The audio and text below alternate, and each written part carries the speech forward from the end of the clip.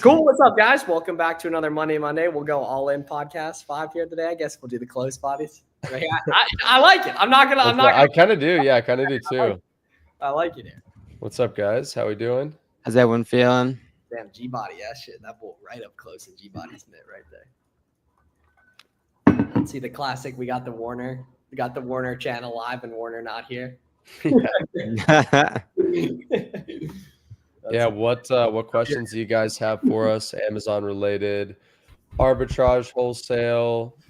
We'll do our best to answer as many as we can. And he's back in the when did you leave Philly? What's good, y'all? What's up? Like noon. Today? Was it sick? Yeah, it was awesome. Yeah, I went to the NFC Championship game for those of you guys that don't know what Garrett's talking about. It was a good time. And any of you that are Chiefs fans, I hope you have a bad Super Bowl day. Yeah. How pumped was Pops? Yeah, super excited. Yeah, it's fun to that's what it's all about, right? It's having cool experiences with the fam, kind of doing real life stuff. What up? Hi. Do we have a wholesale discussion or whatever questions you guys got? Wholesale.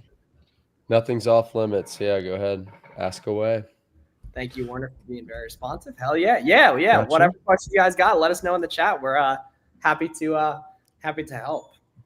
How's the No, go for it.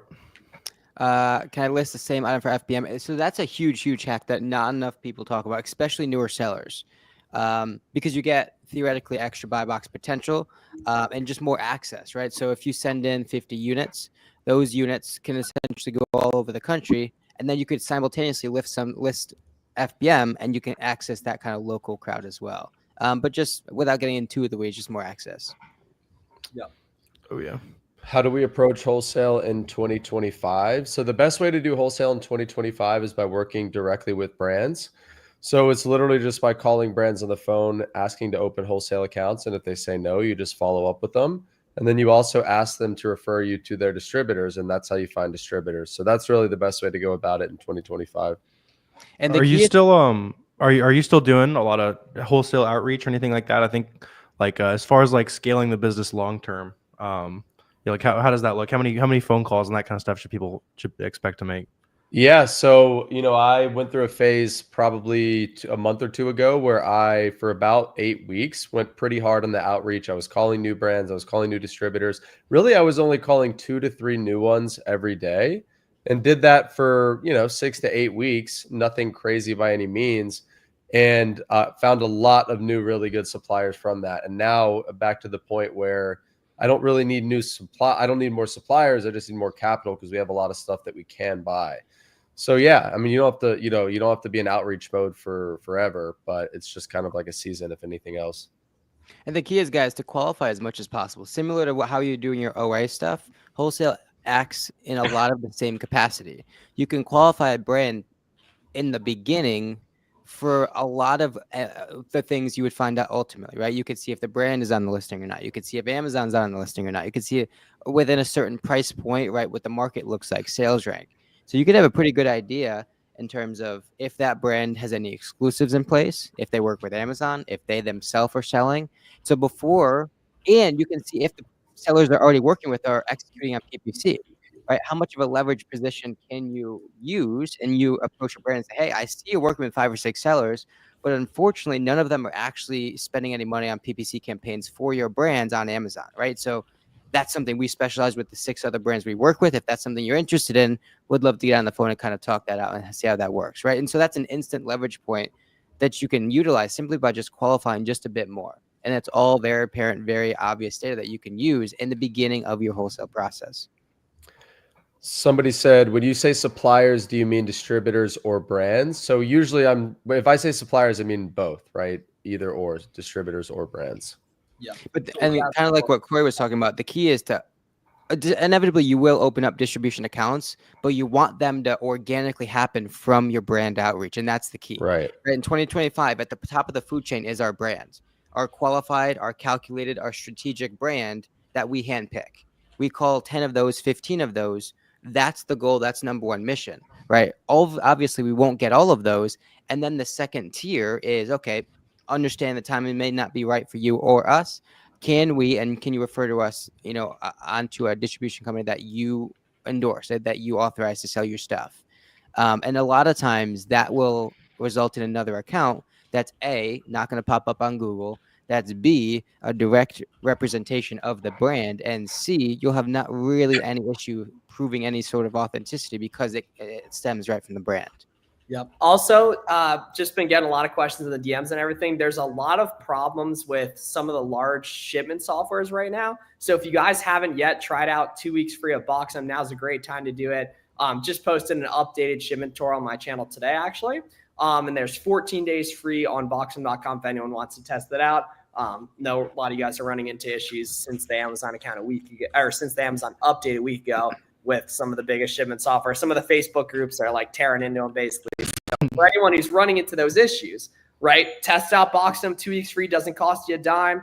Go ahead and get your account connected to Boxem. That's going to make the listing, shipping, and analytics process significantly easier. We had a really, really good team meeting today at Boxem, going over some features that are coming out soon as well, and I can't wait to show you guys them. So, all right, let's hit a little rapid fire right there. Okay. So here we go. So Guillermo says, just had one of my first FBA shipments arrive.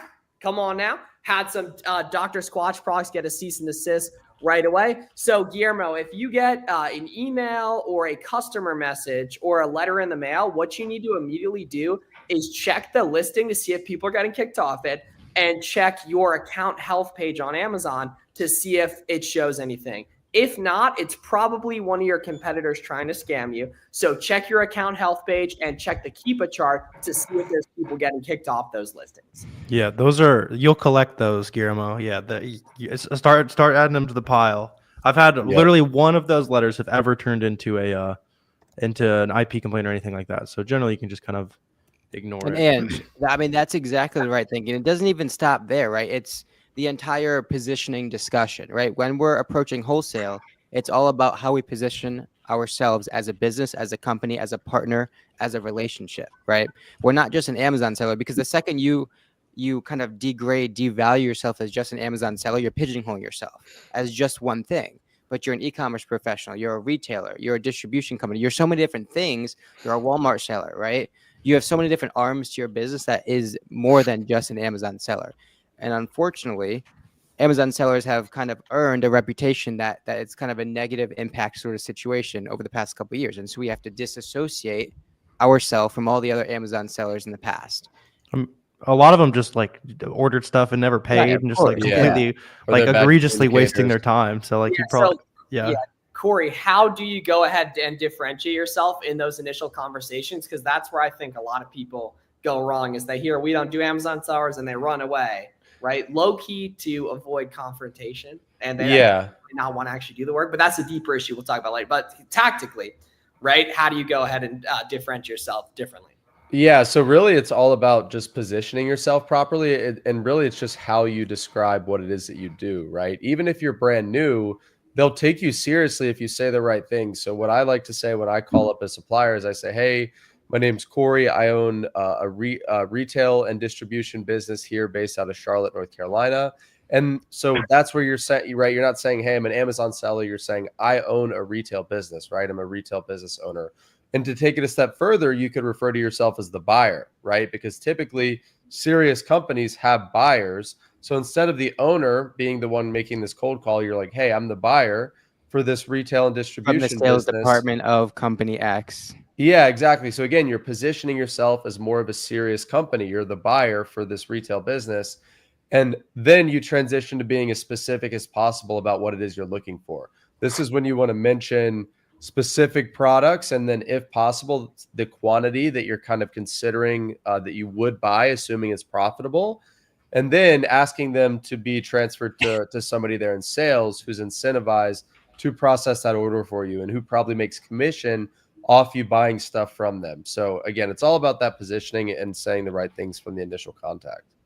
I mean, being prepared and specific, right? I mean, ASDs in a couple weeks, couple months, or whatever. It's not going up to a booth and say, hey, I'm an Amazon seller, I want to buy your stuff. It's, hey, I see you have a bunch of grocery products. We buy a bunch of grocery products. We're looking for UPCs XYZ, about 1,000 of each. Can you help out?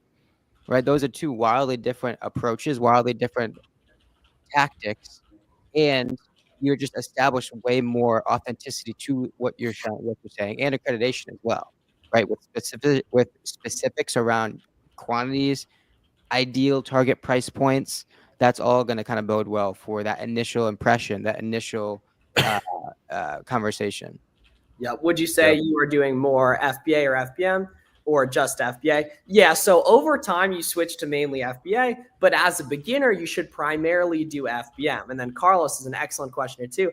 How do you tell if a product is good for FBA or FBM, and can I differentiate them? Yeah. So it's all in the SellerAmp profit calculator. The base SellerAmp profit calculator is going to show you the FBA numbers. But if you scroll down and toggle to FBM, you're going to see the FBM numbers there, right? So Carlos, go through my merchant fulfill tutorial that I posted probably a week ago or so, and that'll show you what a listing you can't FBM looks like and what a listing you can FBM looks like based off of checking if other sellers are FBMing that listing and getting buy box share FBM. Yeah. Yep. Claire had a good question there. Yeah, you do FBM. Don't like the fact your address is shown early, but you can get a like a UPS box if you want to do it that way. That's a great way to do it because you get a UPS address for like $400 or $500 a year, and then it can even like be your business address too, which makes sense if you want to kind of anonymize things, make it easier to or a little harder to find you. Is there ever a situation where I can sell on a product that Amazon is selling? 100%. Yeah. So there's some listings where Amazon's on it and the offer count is completely blocky. And the buy box statistics on KeepUp show Amazon is 100% of the buy box. Those you're going to have to avoid. But for example, I found a profitable lead this morning, a hoodie, where there were like 9 sellers on it. Amazon was on it, but the buy box share in the KeepUp buy box stats showed that Amazon was only getting buy box share like 25% of the time. And the offer count showed nice up and down movement. So I knew that there were third-party sellers getting sales and selling out on that specific item. Right there. So yeah, that's basically the thought process. The best products sell on Amazon, whatever has a low sales rank and that you can track down profitably, my man. Yeah. Yeah. Let's get a good listing question. And the key is that acquisition, right? That ease of efficiency, because a good product to you, you can order 1,000 from Dick's without getting canceled. But for someone else, they may not have that same sort of ease of purchase, that same sort of acquisition. And so it's not a good product, right? It sort of depends on the price point, the velocity, how you can acquire the product. That's why a lot of people favor wholesale as opposed to OA. All those things come into the question, come into the conversation when we're talking about a good product. Yeah. How do you get target invoice as a PDF? In your email, when you get that order confirmation email, go to the 3 dots and hit download as a PDF. Yeah. So I try to list an item for FBA that I already have listed for FBM, but it's not creating a new listing. It changed my original listing. So go into Boxum and go to list FBA and then list a new SKU. And then when you go to create the shipment, don't select the existing FBM SKU, select the FBA SKU. It's always doing laundry. How is he always doing laundry? Every time. I only have a couple towels and I'm not going to reuse towels like a hooligan. I mean, I don't know if you guys know Miles, but he's a very routine-based dude. So it's not surprising that he's doing laundry every morning, every Monday at what? Every Monday at 5 p.m. Yeah. 5:15. Fair enough. I respect it. I mean, same food spots, same schedule. Creature of habit. Yep. What's up? My boy CV in the cut. CV just made his second sale yesterday. Probably made some other sales since then. Congrats, Charles. What conferences or trade shows do you guys suggest for new buyers, Amazon sellers? I mean, so the biggest one, and not necessarily from like a buying perspective, but just from like a networking value perspective is ASD, right? There's one probably in a couple of weeks. There's one in August, September-ish. And that's really going to be a good opportunity to meet people, right? We're going to be there in the fall. I'm probably not going to be there next month, but just an opportunity to be around a lot of Amazon people. Of course, there's brands and distribution companies and sales reps there as well. But more importantly than that, it gives you an opportunity, just like Miami Seller Conference, to kind of materialize a lot of the connections that you're having with, people you're talking with on the internet. And there's so many smaller trade shows that you can look up on Google as well. The beauty of trade shows too is that if you just show up and talk to as many people as possible, you're going to come across some really good opportunities. I'm headed to a trade show this weekend. We're going to the Great American Outdoor Show in Harrisburg, Pennsylvania. We're going with the wholesale. We're doing a wholesale network meetup up there. So we've got the whole community meeting up there. I'm going Friday through Sunday, and we're walking the floor like pretty much the whole day on Saturday. And I think we looked at the website, there's like 984 total exhibitors at the show. And we've already started to put together a short list of brands that, look really good, that have products that are already selling well on Amazon. And we're just going to walk up to the booths and talk to the people there. And it's amazing how much easier the conversations are in person and how much faster you build rapport. And like, you can put deals together like on the spot at trade shows. Seeing somebody smile is a lot better than just kind of like talking. You have no idea what their real intentions are. It's easier to see it in person. The good thing is a lot of these companies set KPIs for their sales reps, right? Motivation and kind of some sort of indicator of whether that trade show is valuable, right? So a sales rep can show up with a KPI, a metric of, call it 50,000 of revenue or 1,000 or 100,000, whatever that number is. And so if you catch them, right, maybe at the end of the trade show and they need to sell another $20,000, $30,000 worth of stuff, well, if you have a couple of UPCs in mind, those people are going to be very, very motivated to make something happen, again, because they have also KPIs and things they need to hit for their own good. Yep. Yeah. Look at like smaller trade shows too. There's a million Amazon sellers that go to ASD. You might be the only Amazon seller at like a local, local trade show, like a certain like niche trade show too. Like, yeah, just go where there's not a million other Amazon sellers. Not that you can't sign some deals at ASD, but yeah, just come prepared to like the smaller shows. Just in like the Philly area alone, there's probably 50 different arts and crafts trade shows if for someone that's into that, right? And then tools and all sorts of stuff. Damn, that's right near where I used to work back in the day, the Pennsylvania Farm and Complex Expo Center. Yeah, go to Massino's at 9 p.m. on a Thursday and get a dozen hot bone-in wings and fries and tell them Miles sent you. I did your free class last week. I really enjoyed it. Appreciate it, Brad. Applied for my seller account. It'll take like 2 to 3 days to get approved. Do you guys believe in virtual assistants? 100%. Yes. I do believe in them. Yeah, I like it. It's like, do you believe in Santa? Do you believe in virtual assistants? It's like they're make believe. Yeah. It's like, again, like you have to approach it the right way. There's tons of people that waste thousands of dollars on VAs that aren't managed properly, that aren't organized properly, and that aren't directed properly. Right. And so VAs are great, but they could also just be another line on a balance sheet that's eating your revenue or that's eating your profit.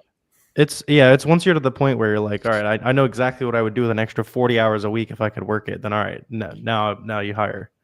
Yep. Yeah. Can't add the FBM. Yeah, you're just gonna have to either remove order or just sell it through on that FBM offer and maybe just price up temporarily on the FBA once it's checked in. And take advantage of the prime bump right there. Hey, don't shoot the messenger right there. Hey, box them, right? You said it. Free. Yeah, 2 weeks free right there. Yeah, test out, box them right there. There's more. It's more than rumors. It's more than rumors. Yep. Malik, so the best way to connect and network with other wholesale sellers is just on social media. So Twitter's a great place to do that. There's a lot of really good sellers that hang out on Twitter and Instagram. So I would just start posting there and start just kind of sharing your journey, and people will kind of naturally reach out and you'll start to build a network that way. Yeah, and engage, and don't just post stuff, but show love on other people's posts. Drop a heart eye emoji on one of Corey's videos. Y'all ever use Target to get ungated? Yep. Email confirmation. Yep. Email confirmation email right there. How do I source products that are profitable at Walmart? You do not source profitable products at Walmart. You find listings that sell quick and you make them profitable. Google them to see what they're carrying. Don't worry about finding places to source. That's way harder when you don't yet know what to look for. Find products to source on Amazon that wouldn't be on Amazon if people weren't making money. The only reason people are selling these items on Amazon choosing storefront stocking is because they're making money on it, right? So like, if you want to see what that looks like, Verena, watch my free course. And the thing is, like, SellerAmp eliminates a lot of the guesswork of the where question, of where to buy things, right? If you qualify a listing based on all the factors that you're looking for, sales rank, velocity, competition, all those things, just allows SellerAmp to tell you where to look. It'll give you 4, 5, 7 different OA sites to consider, to look at, all different potentially prices, some of which you've never heard of. And so that's inherently going to open your eyes to different sites and different places to acquire products. Granted, right? You notice whenever we're talking about qualifying products, we don't talk about price point. We save that to the very end because, again, that's the biggest sliding scale. That's the biggest mechanism. That's the biggest variable in the entire equation. $20 item you can get for 17.5 by using 3 different tools in your toolbox, right? Buy a discounted gift card, buy an extra sale, by asking customer service for the hookup. All those sorts of things work, right? But your toolkit is going to look different on every OA site. That's how iteration, that's where experience, that's where just longevity plays into the game, right? Because your approach to Dick's Sporting Goods is not going to be the same for Macy's or for Foot Locker. I think Foot Locker is still in business, or are they closed? They're still in they're business, still yeah. around. They're still around. Yeah. What was the one that closed? Foot Action in East Bay. East Bay. That's the one I was thinking of. East Bay. Yeah. Yep. That was the OG. That was the OG Ungate. You pay $2,000 to learn how to get ungated, and it's a page PDF that says go to East Bay and buy 10 things. Right. Yeah. Chip, my first 1K month. Hell yeah.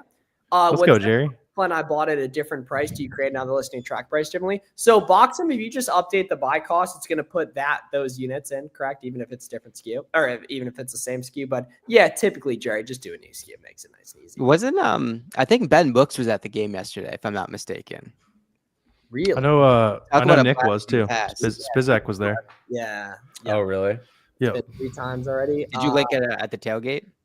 I didn't even realize they were there until I saw the stories like after the game. And That's stuff. funny. Yeah. Amazon is closing all its warehouse. What can I do as a new seller? That's not going to affect you at all because Amazon's just going to reroute your inventory to different. Yeah, that shouldn't affect you.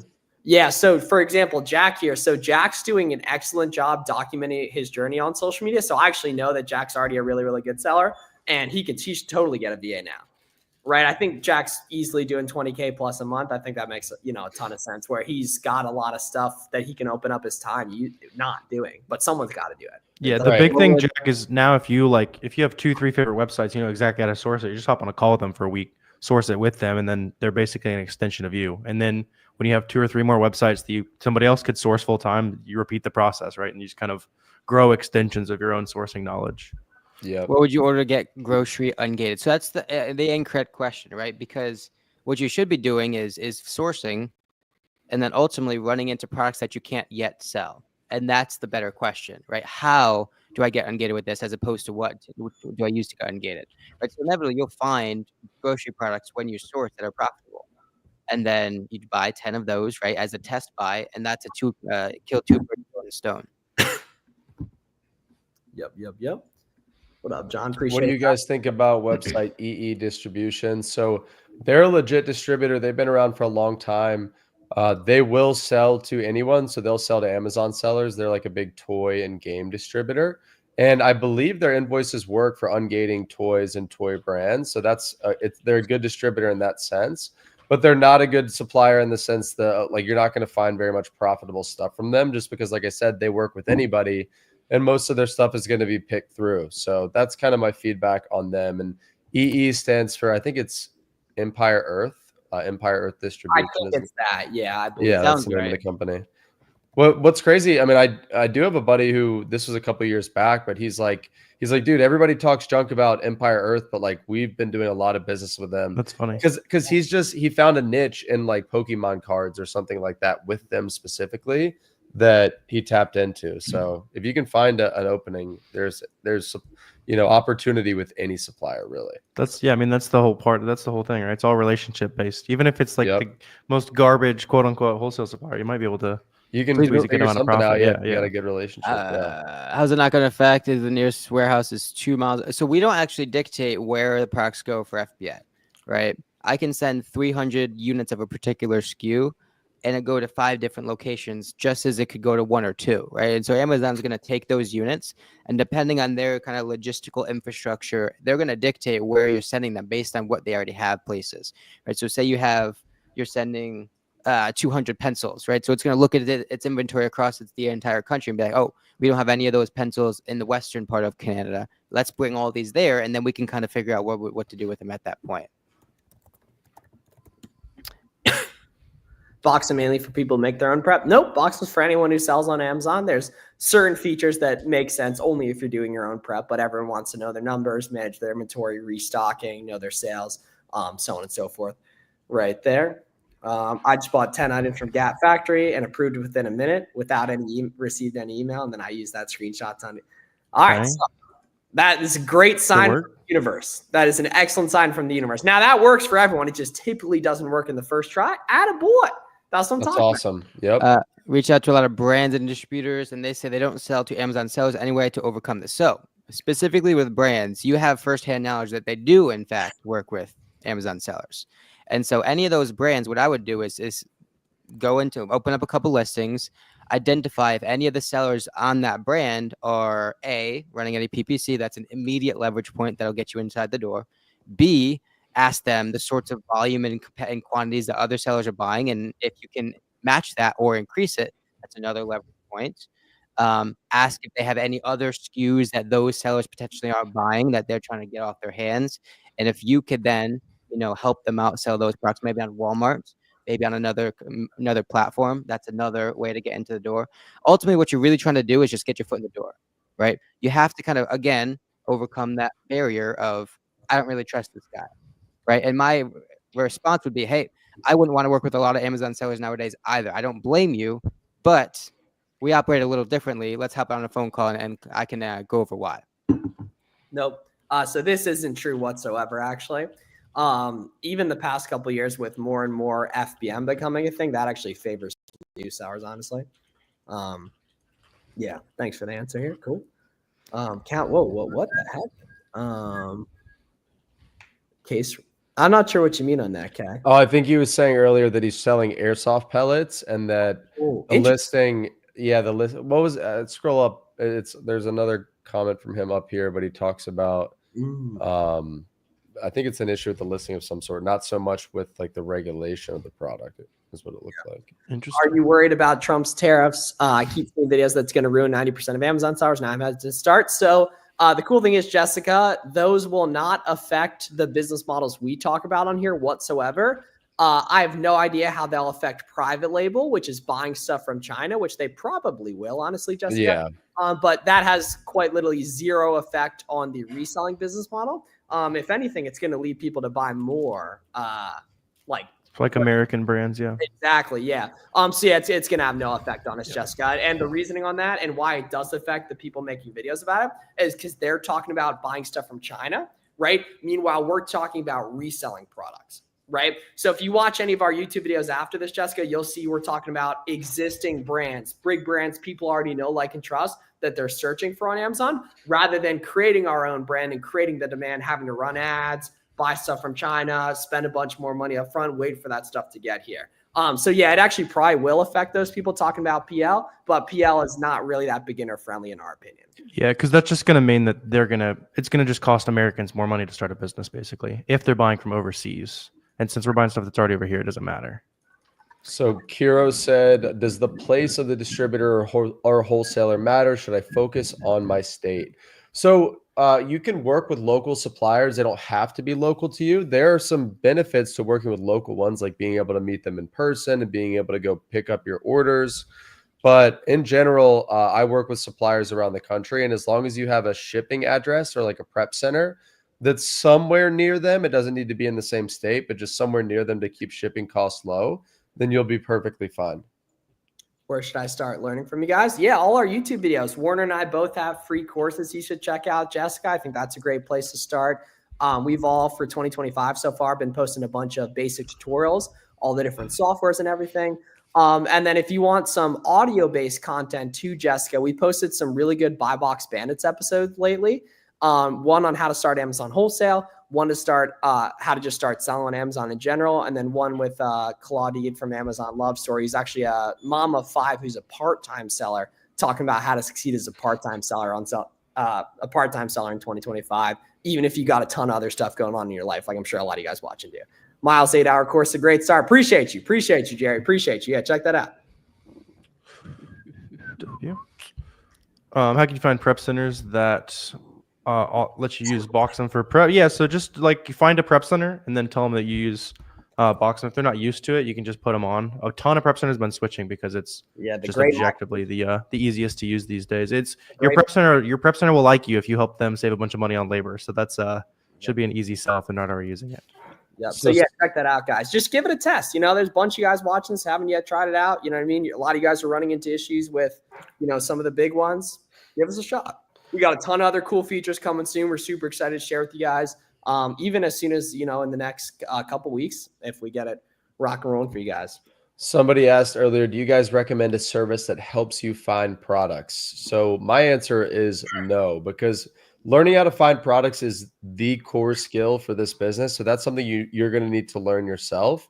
Just hiring a service to do that for you is probably not going to be worth your money, and they're probably not going to be very good leads anyways. So my advice is just to put in the work and learn that process, and then do it that way. It's just going to be the best way to go about it. Yeah. How much is a VA and when should you start considering it? We'd say like, 10 to 20K plus a month, Kiro, right there. So when you really know and trust that, Amazon's something you want to consider long-term and do long-term, VA cost is going to really vary. Typically around $300 to $600 per month, but it highly varies how good a VA is, how much experience they have, how much they want. Right. And then how much time you need them for. That's too. what I was just going to say. Yeah. Because there's a big difference between a college kid part-time for admin work versus a savage product researcher that's worked for Corey for 4 years or whatever. You know what I mean? That's full-time, 40 hours a week, Yeah, it's a big deal. Like Corey pays the high for his VAs, but they've been with him for years. He trusts them. They add massive value to his business and to his life. Yeah. Also, just want to say, absolute rock star session from you guys today, asking questions. Awesome. Great questions. Really good questions. Chat, I think, in a while. So every Monday, 5 p.m. Eastern, guys, we got Money Monday, Amazon Seller Q&A. One really, really good tip I have for you guys as we finish up here for all of you guys who are newer sellers. One of the best things you can do for your business that costs no money is on whatever social media platforms you engage with a lot of content, follow all of us and then hit the suggested accounts and follow as many other Amazon sellers as possible. Follow the people we follow people we engage with, right? And that's going to introduce you to a ton of free game about selling on Amazon. Yeah. Yep, 100%. Yeah. What's the roadmap? Is that a course you guys brought? Yeah. So that's our basically just like beginner's course, pretty much. It's like $600. Yeah. Cool. All right. Appreciate all you guys tapping in. If you guys haven't yet, try out 2 weeks free of Boxum. I'm going to leave a link to a Boxum tutorial I posted that shows the newly updated Amazon shipment flow. So that's what you guys should check out if you want to get caught up to speed really quick with how Boxum actually works in terms of on the new Amazon shipment flow and everything right there. Do you want to get started? Hell yeah. Steven, I we need to find your question here. Steven, I'm going to find a question here. Okay. And, hey guys, situation question. Amazon fulfills the order. Order's delivered. Customer then messaged me and says the package is empty.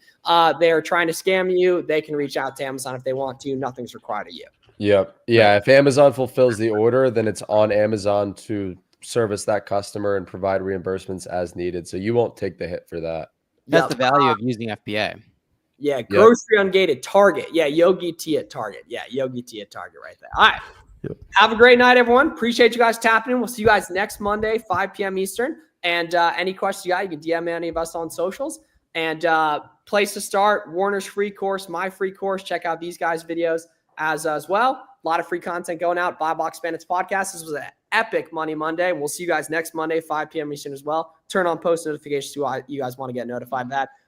If you guys see in the headlines tonight that like they thought 2016 LeBron was playing pickup at a basketball court in Miami, just know that's me. Y'all have a great day. See you guys soon.